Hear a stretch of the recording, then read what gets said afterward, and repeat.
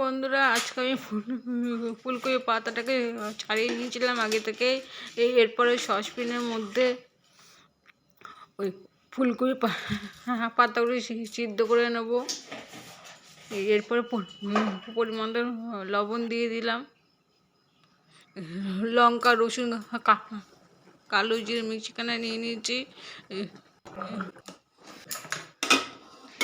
এরপরে মিক্সিং গ্রাইন্ডারের মধ্যে ভালো করে তুলে নিলাম।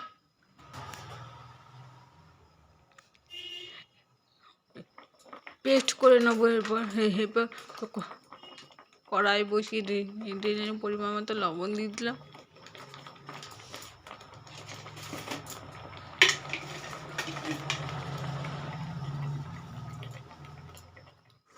লবণ, হলুদ সব দিয়ে দিলাম।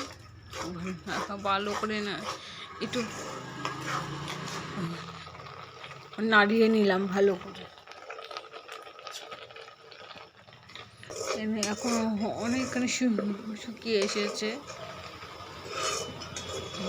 এই দেখেন বন্ধুরা, কাঠের উনুনে রান্না করা মজাই আলাদা।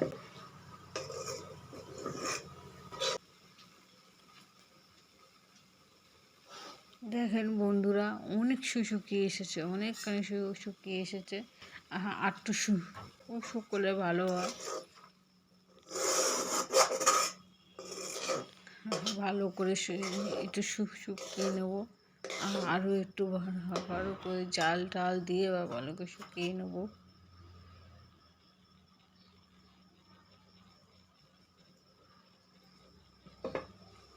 বারবার একটু অসুবিধা হচ্ছে।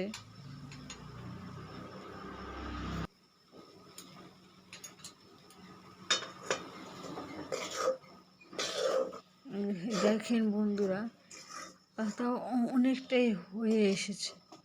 এরপরে নামিয়ে নিলাম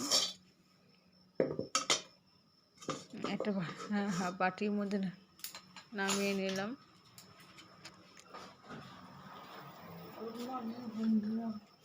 আমাদের ফুলকপি পাতা বাটা রেডি। আমাদের সকালের ব্রেকফাস্ট।